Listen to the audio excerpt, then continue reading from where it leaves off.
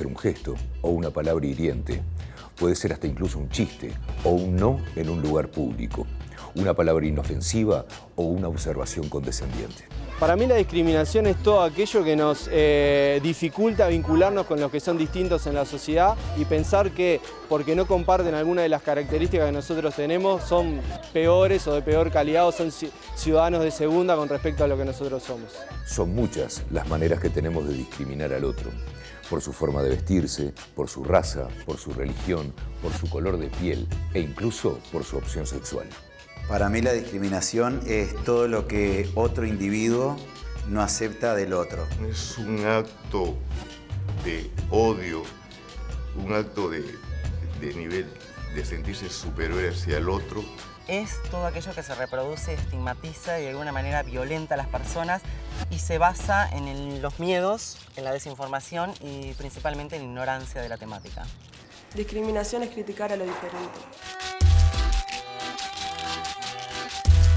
La discriminación, la lucha diaria por vivir en armonía con respecto al otro, al distinto, al diferente.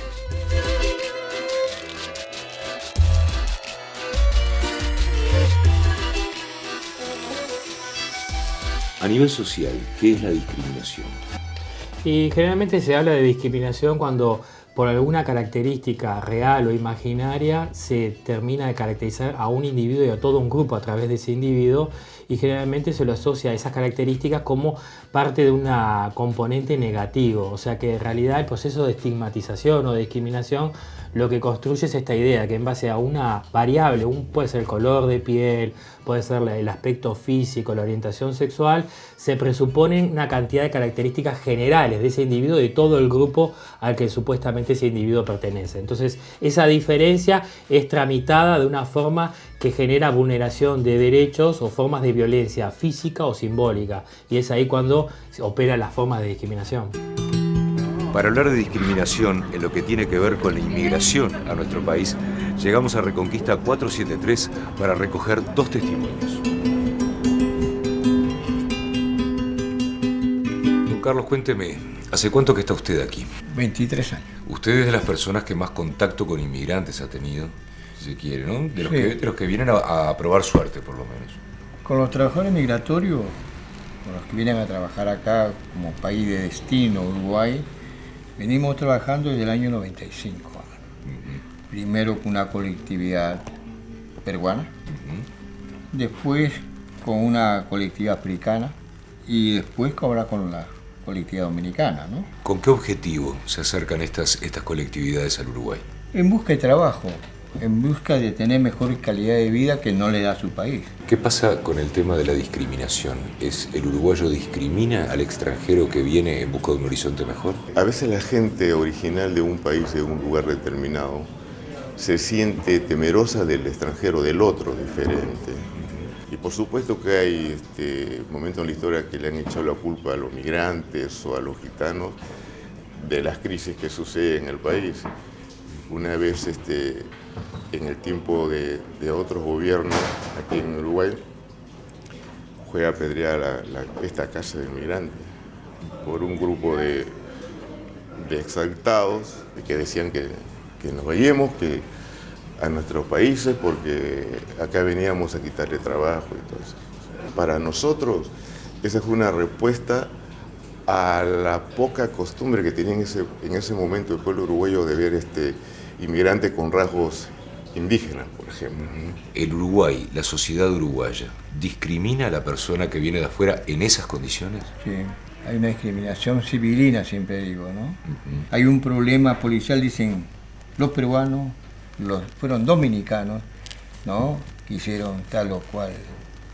Y también hay discriminación en el problema de la propia cuestión de trabajo, incluso las propias actitudes de la propia población. Nosotros siempre vemos la diferencia entre habitantes que vienen de países andinos como el Perú, Bolivia, con otros habitantes de países latinoamericanos, colombianos por ejemplo. Ellos no tienen mucho problema en insertarse en la sociedad por lo que tienen un rasgo más blanco, más de moreno, más moreno. Entonces, ¿a qué conclusión llegamos? que en estos momentos son los seres humanos con rasgos indígenas propios de su país, de los Andes, que son discriminados y vapuleados. Los propios sindicalistas del SUDMA, el Sindicato Unido de Trabajadores Marítimos y Afines, decían, no vienen a hacer trabajo, nos hacían afiches, o sea, nos ponían, en este caso ponían peruanos de mierda, vienen a trabajar. ¿Dónde se pudieron ver esos afiches? Ahí ¿En la vuelta del puerto? En la vuelta, sí, en la vuelta. Pintadas y esas cosas. Eso te hablo en el 2002, 2000. Bueno, la situación estaba muy crítica en el Uruguay, ¿no? ¿Genera miedo eso en una colectividad? No, el colectivo que sale a migrar a otro país ya viene con ya con el alma fortalecida, digo, y por más que haya una discriminación, muchas veces no lo sienten. Y como psicólogo veo que los niños, por ejemplo, repiten lo que dicen sus padres, los actos que hacen los padres, y lo repiten, se reproduce, es una reproducción. A nivel cualitativo hice muchas entrevistas. La maestra cumple con enseñarles el respeto hacia el otro, el tratar de que todos somos hermanos y que nos debemos querer, pero ese niño va a su casa y son los padres que dan ese ejemplo y sobre todo el doble discurso, ¿no? O sea, uno le pone un micrófono a un señor acá en Montevideo, una señora, y dice que todo está bien, pero hace todo lo contrario cuando está en su casa, en las cuatro paredes, lo mismo. Es que si uno nace en una familia donde está completamente naturalizado ser racista, homófobo y machista, va a ser muy difícil que pueda construirse como individuo separadamente de estas cuestiones. Entonces, la sociabilidad primaria dentro del núcleo familiar o el entorno de pares es decisiva para cómo yo me relaciono con estos temas. Si yo nazco en una familia donde se me plantea desde el principio que fulano es afro y eso no es ningún problema, o que mi vecino es gay y qué bueno que lo sea, en realidad el gurí va a ir viviendo por la vida sin mayor conflicto con estos temas. Ahora, si yo inculco el odio, el desprecio tempranamente, después los procesos de reversión de eso son mucho más conflictivos. Y no nos olvidemos que la discriminación son formas de construcción del poder. ¿A qué me refiero con esto? Insisto que vivimos en un sistema donde todos somos promovidos para competir con el otro, por puestos de trabajo, por la mejor calificación o por la medalla de oro. Y esto genera que yo utilice todas las herramientas disponibles a nivel social para construir lugares que me beneficien a mí. La discriminación es uno de estos lugares. Yo me recuerdo, yo llegué por el 92, 93, que el grupo afro era discriminado un 100%. O sea, no solamente era el acto discriminatorio, xenofóbico hacia el extranjero que llegaba acá, sino en el propio Uruguay, con gente nacida acá, como son los afros uruguayos, eran discriminados. Ellos lanzaban sus reclamos y decían que el mayor porcentaje de afros eran mal pagados, no tenían trabajo, no tenían educación. O sea, es una violencia simbólica lo que ahora se está dando, no directa ni abierta. Y a esa violencia simbólica que es invisible estamos nosotros luchando. Ya no es tan abierta como antes. Como que la gente se va cuidando poco a poco para no rechazar abiertamente y quedar mal socialmente hacia los demás. Entonces están empleando esa violencia simbólica invisible, ¿no? En un principio, ¿todos discriminamos? Creo que sí, que vivimos en una sociedad donde la convivencia promueve todo el tiempo la competencia entre los individuos. Entonces cualquier diferencia o cualquier característica tematizada como un disvalor es rápidamente tomada por los otros para generar relaciones de poder. Ahora, si bien todos discriminamos, hay discriminaciones que son más graves o discriminaciones directas que afectan el acceso a derechos básicos y hay discriminaciones que están mucho más lavadas o que son relativamente más sutiles, ¿no? Por ejemplo, a una persona que es obesa puede sufrir discriminación por parte del grupo, pero su acceso al derecho a la educación no está limitado. Su derecho al acceso a la salud tampoco lo está. Hay otros grupos que, por ejemplo, a la población trans, su acceso a la salud está comprometido por el simple hecho de ser trans, o su derecho a la educación también. O sea que en realidad, si bien todos discriminamos, hay diferentes jerarquías dentro del sistema de discriminación. Tengo 31 años, soy funcionaria pública, soy activista y militante desde el año 2006. ¿Por qué es necesario militar? ¿Por qué es necesario que exista que exista un grupo de personas que pelean por los derechos de las chicas trans? Creo que porque es necesario de alguna manera instalar un debate social y la temática sobre la mesa y de alguna forma realizar un cambio cultural, generar conciencia social. Creo que por eso es necesario que trabajemos y que nos dediquemos a esta temática, para de alguna manera erradicar la discriminación, ¿no? El Uruguay está como en un proceso de transición en todo eso, ¿no? Sí, somos una sociedad pseudo-conservadora, diría yo. Amén de que hemos logrado mucho legalmente, falta justamente instalar el debate y bajarlo a tierra, y de alguna manera eso implicaría un cambio cultural. Y el cambio cultural creo que no tiene otra vía más que a través de la educación, a través de la sensibilización y a través de alguna manera de poner el tema sobre la mesa, de explicarle a la gente qué significa, qué es, qué se siente, cómo se vive. Uruguay avanzó mucho en el marco jurídico, en el reconocimiento de derechos a la población gay, lesbiana y trans, pero todavía nos falta lo más importante, que es la transformación cultural. ¿Esto qué quiere decir? Que si bien hoy existe un derecho consagrado, las posibilidades de acceso a esos derechos están fuertemente limitadas por los contextos de discriminaciones que viven las personas. En concreto, una persona vive en el interior del país, quiere casarse con su pareja del mismo género, pero tal vez no pueda acceder a este derecho por más que legalmente lo pueda hacer, porque en realidad eso implicaría visibilizarse ante toda su comunidad de que efectivamente es homosexual, y eso puede comprometer su derecho al trabajo. Entonces, todavía seguimos en un escenario donde hay tanta discriminación social, donde hay derechos que siguen de alguna forma disputándose uno al otro, y la persona tiene que elegir la efectivización de uno o la efectivización del otro, cuando en realidad, si hubiese habido una transformación cultural, la persona no tendría que hacer este tipo de elecciones. ¿Cómo lograste vos ingresar a la función pública? Yo intentándolo, esforzándome un montón, ya había concursado antes para otro organismo y después me enteré del llamado que hizo el Ministerio de Desarrollo Social para población trans, que fue una política social por la cual yo trabajé también en su momento como militante, y nada, me presenté, concursé y gané el cargo, ya hace casi 2 años. Hablamos de lo que es la educación en las escuelas, pero también está la educación en la casa, que es la educación fundamental, ¿verdad? ¿Cómo sentís tú que estamos parados en Uruguay con respecto a eso? Sí, obviamente es el primer agente de socialización que tenemos las personas que vivimos en sociedad, ¿no? Creo que es fundamental justamente sensibilizar y educar a ese nivel, y de eso se tienen que encargar los padres o las madres. Fundamentalmente las madres, yo siempre apunto a las mujeres, ¿por qué? Porque vivimos en una sociedad patriarcal, machista, y que muchas veces las mujeres son las que reproducen el propio machismo. Entonces creo que es necesario que ellas mismas como madres, como jefas de hogar o como formadoras de cabecitas entiendan esta temática, se sensibilicen, se informen y puedan reproducirlo en sus hijos para justamente construir un proyecto de país mejor, más igualitario, más inclusivo y más respetuoso fundamentalmente. Reafirmamos de que vivimos en una sociedad pseudo-conservadora, que es políticamente correcta en el discurso, pero que a la práctica, a la hora de los temas reales y de la accesibilidad real, seguimos reproduciendo discriminación, inaccesibilidad, estigmatización, diferencias. ¿Tú crees que el hecho de que, por ejemplo, con tu ejemplo y el de otras chicas trans que estén trabajando en lo que se llamarían trabajos formales, ¿verdad?, es parte de lo que puede ser la apertura al mercado laboral para el resto? Es necesario reproducir estos modelos, por algo yo siempre estoy tratando de poner la cara y poner el cuerpo a esto, que es militancia, activismo, pero también se trata de mi vida misma, para seguir reproduciendo justamente estos ejemplos y modelos a seguir, de que realmente se puede, de que es necesario abrir espacios y generar la instancia, ¿no? ¿Te ha pasado alguna vez de que tú, estando en un lugar donde, por el motivo que fuera, las personas que estaban a tu alrededor no se dieran cuenta que tú sos una chica trans e hicieran algún tipo de comentario adelante tuyo?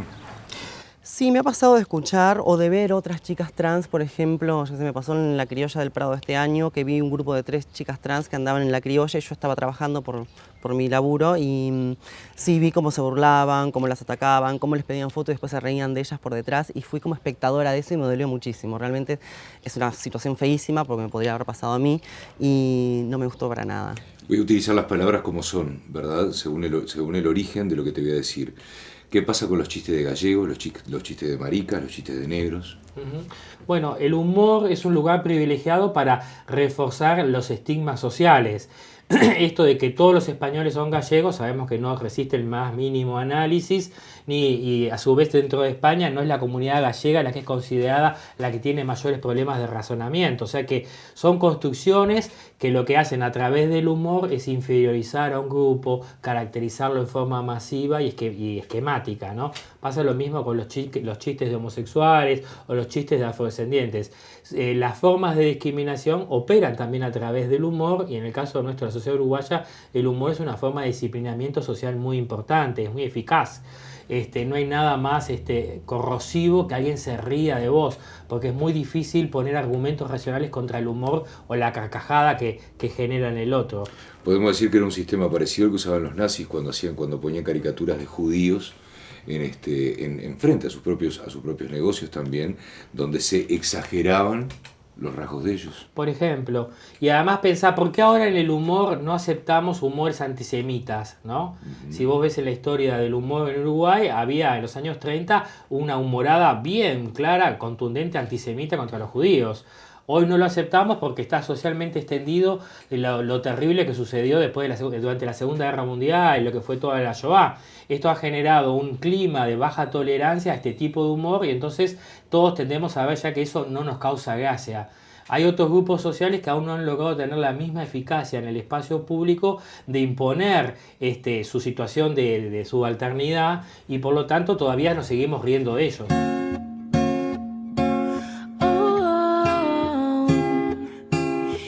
Contame un poquito sobre tu historia. Yo empecé en una red social que se llama Ask FM, y en ese lugar te hacen preguntas o te pueden bardear, te pueden decir cosas lindas, y yo en un tiempo escribí una parte de mi historia, que me preguntaron, que me dijeron que cuente una parte de mi historia, y ahí se las conté a varios y se hizo como un poco viral mi historia. ¿Qué tiene tu historia de particular que se hizo viral? Digamos, mira, yo me crié con mis hermanos sola, con mi madre, y nos fuimos a Estados Unidos, volvimos para Uruguay. Fui como una persona muy cerrada en un tiempo porque no me aceptaba a mí misma, porque yo allá en Estados Unidos iba a la iglesia y era como que algo muy malo, como que yo misma me odiaba por ser lo que era, por ser lesbiana, me auto odiaba y así. ¿Vos te autodiscriminabas, claro, podría decir? Exacto. Me autodiscriminaba y sentía que todo estaba mal y tal. Como que al principio como me costaba mucho abrirme con mi madre, con mi familia, con mis amigos, con todo el tema, entonces como que siempre me automutilaba a mí. De ahí empezó que conté una parte de esa historia, después la parte que está de mi padre, que tampoco me llevo con él y tampoco acepta el hecho de que yo sea así. Entonces a muchas personas también les pasa lo mismo, que los padres en sí, yo comprendo que viven en una época diferente a lo que estamos en el siglo XXI ahora, pero que tampoco los han aceptado y que en sí los abandonaron o cosas así. Entonces como que varias personas vienen y me cuentan parte de su vida y me dicen cómo hiciste tal para contarle a tu madre tal cosa, cómo hiciste para tener la confianza y el valor de enfrentarte a tu familia. Entonces tú esta historia que más o menos me estás resumiendo a mí, la contás en esa red social, ¿verdad? Sí. ¿Qué es lo que pasa a partir de ahí? A partir de ahí empiezan a escribirme mensajes por Facebook o por Twitter, pila de chiquilines y chiquilinas que me dicen, mirá, gracias a vos le conté a mi madre y pude tener el valor de decirle a mis viejos que soy lo que soy y que si me aceptan bien. Recibí mucho odio de gente que ni siquiera conocía, que me veían en un baile o me gritaban estupideces de personas homofóbicas, digamos, no voy a decirlas porque son muy al pedo. El día de mi cumpleaños fui a una fiesta en San Carlos, me acuerdo, y estaba con unos amigos y en una me perdí y había un grupo de hombres y me acorralaron y me empezaron a pegar piñazos y yo no entendía por qué y ahí se vinieron mis amigos y todo un lío. Después tuve una amenaza de muerte por un pibe que me dijo que me iba a apuñalar si me veía en la calle y siempre lo veía. ¿Pero y por qué? ¿Cuál era el motivo que te por daba? ser lesbiana. ¿Tenés idea qué es lo que más discrimina el uruguayo? Yo creo que la clase social, la orientación sexual, la identidad de género y la etnia, raza son las 4 cosas que son más problemáticas en nuestra sociedad actualmente. Desde tu especialidad, en cómo hace uno para arrancar un camino en el que deja de discriminar, ¿verdad? En un principio tú discriminas, Sí. Después tenés la posibilidad de conocer a la o las personas y ya sacarte eso de... Yo te diría que el punto de arranque tiene que ser cómo a vos se te educa desde pequeño. O sea, creo que hoy por hoy la gente arranca discriminando porque se le enseña a hacerlo. O sea, si vos en realidad de chiquito sos promovido en una cultura que acepta la diversidad en todas sus formas y en vez de vivir esa diversidad como una amenaza, la vive como una forma de enriquecimiento, Eso genera que vos en realidad no tengas un comportamiento de discriminación. La forma para dejar de discriminar es empezar a desnaturalizar esos mecanismos. Muchas veces la gente discrimina porque ni siquiera lo piensa, sino que ha sido enseñado de chiquito a que es así como funciona el mundo y entonces lo lleva a la práctica de forma cotidiana. A veces basta que uno lo confronte y le explique lo que está haciendo para que la persona comience a tomar un poco de distancia de ese tipo de conductas y empiece a pensarse desde otro lugar distinto y empiece a evitarlo. Hay muchas maneras de discriminación y generalmente en este siglo XXI, por así decirlo, es más por el internet. Es como que hay mucho más, porque se pueden esconder atrás de una pantalla, entonces como que eso los hace más anónimos. Entonces aprovechan y te dan palo y te dan palo y te dan palo hasta que ves que no puedes más, y hay muchas personas que se han suicidado por eso. ¿Tenés pareja hoy en día? Sí. Sí. Andan por la calle, me imagino, en una actitud de pareja, ¿verdad? Sí, voy de la mano. ¿Cómo sienten que los ve la sociedad? Y hay algunas personas que te miran raro, pero generalmente ahora es como que ya está más aceptable. El hecho en mujeres es mucho más aceptable que en el hecho de hombres, eso sí. Es como que si ven a dos hombres de la mano es como que lo miran más mal. Y cuando ves a dos mujeres como que es casi normal ya, por así decirlo. ¿Está cambiando el Uruguay para bien en ese sentido? ¿Está estancado? Yo creo que ha cambiado. O sea, si vos pensás en el escenario de los años 80, la discriminación estaba mucho más naturalizada, tenía formas de violencia física explícitas y eso ha cedido bastante en forma significativa, pero todavía falta muchísimo. Y para mí, en ese sentido, es decisivo cambiar la educación y volverla realmente a hacer una reforma integral del sistema educativo que permita trabajar temas de diversidad sexual en todos los ámbitos, desde primaria hasta nivel secundario, y después también es necesario hacer campañas para trabajar cuestiones particulares de discriminación que por etnia, raza o por clase social. ¿Qué es lo que ha cambiado con el tiempo? Creo que, por ejemplo, la etnia, raza se ha vuelto más sutil las formas de discriminación. Ya la gente tiene un poco más de control sobre esto de discursivamente o hacer un chiste racista. Generalmente la gente lo hace en redes de confianza, pero no se anima a hacerlo en espacios donde no sabe exactamente con quién está. Y de repente los chistes clasistas con la llegada de la izquierda al poder también ha variado esto en realidad. Durante los años 80 era muy frecuente ver humor con este rasgo clasista o la discriminación por clase social. A raíz de la llegada del Frente Amplio y un poco la matriz igualitaria ha generado como cierta censura social a un chiste que tenga esta raíz más de clase.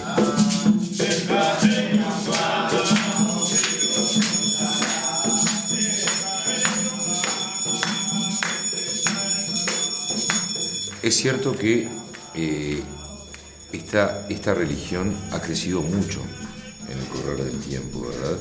Pero siempre se tiene como un preconcepto de lo que pasa templo adentro. Bueno, en cuanto a lo que pasa adentro, nosotros somos una religión que nos mantenemos por nosotros mismos, a diferencia de otras colectividades, ¿no? Entonces, bueno, cada sacerdote en su casa maneja su ritual y su ceremonia como mejor le parece, inclusive tiene sus templos como mejor puede, ¿no? Por eso encontramos una gran diversidad. Y en cuanto a la sociedad, en cuanto a la pregunta en cuanto a la sociedad, no hay ninguna prohibición de que no puedan ver, o sea, pueden llegar, es abierta a todo el público. O sea, la gente puede concurrir a mirar una ceremonia o concurrir de repente a atenderse o a consultar o a mirar simplemente.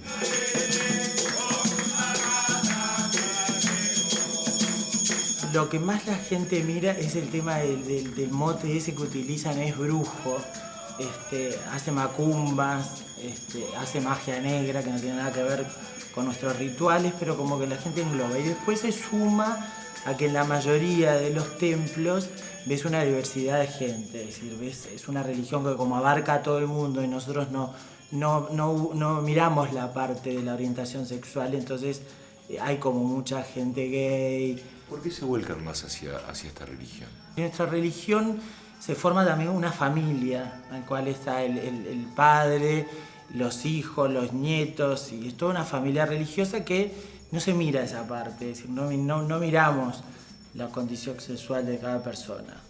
Vamos más a la esencia de lo que es el ser humano, ¿no? La búsqueda de la ayuda, del amor, de la comprensión.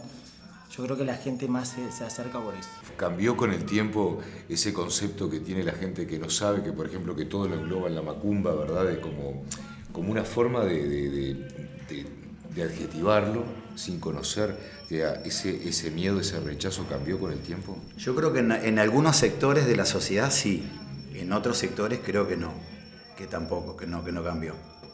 Que siguen con ese tabú de lo que es la macumba, que es una cosa totalmente errada, lo que la gente se piensa que es.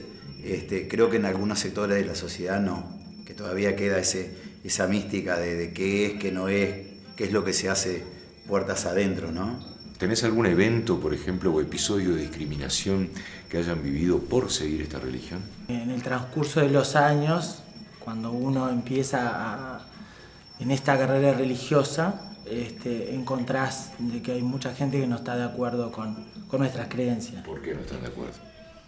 Y creo que hay una discriminación total en cuanto, por un lado, lo religioso y por otro lado también a veces se mezcla la condición sexual.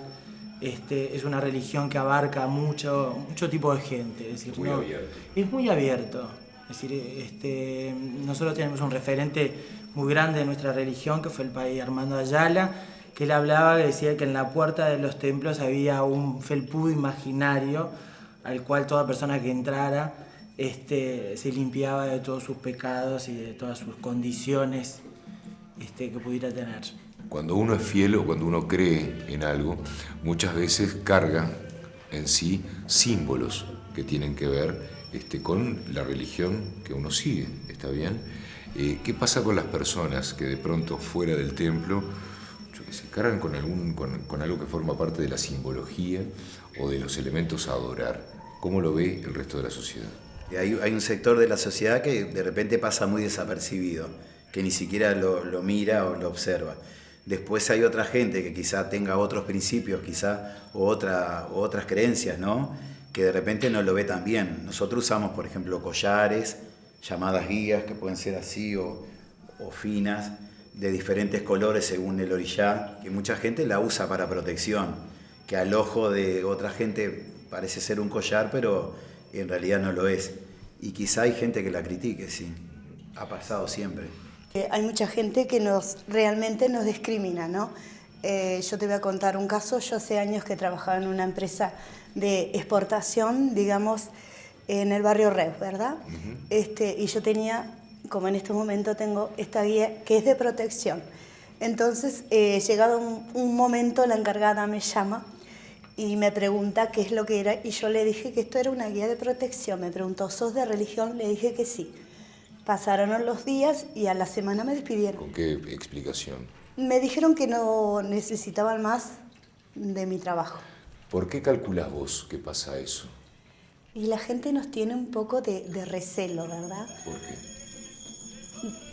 Por lo que somos, por lo que practicamos. A veces la gente piensa que nosotros somos brujos, nos dicen de brujo. De repente vas por la calle y la gente te mira raro porque te ha visto en otro lugar y te ha visto vestido de religión. Entonces, para esa persona, vos sos brujo. Aunque no podés entender el por qué. Porque de repente es un vecino y te vio y ya ese vecino ya no te habla más, ya no te saluda. ¿Y por qué calculás vos que se ha generado toda esa mala propaganda, vamos a decir, hacia esta religión? Y por las cosas que se ven a veces en la calle, ¿no? Hay muchos templos que despanchan en las esquinas, se ven las ofrendas en las esquinas. Entonces la gente de repente tiene un poco de recelo a todo eso porque no saben lo que es. Mucha gente realmente no sabe lo que es. ¿Y qué es lo que es? Y a veces, por ejemplo, puede ser una frente de varado, es una limpieza, que es maíz, pipoca, velas, es lo que hay siempre. ¿Han sido discriminados por otras religiones?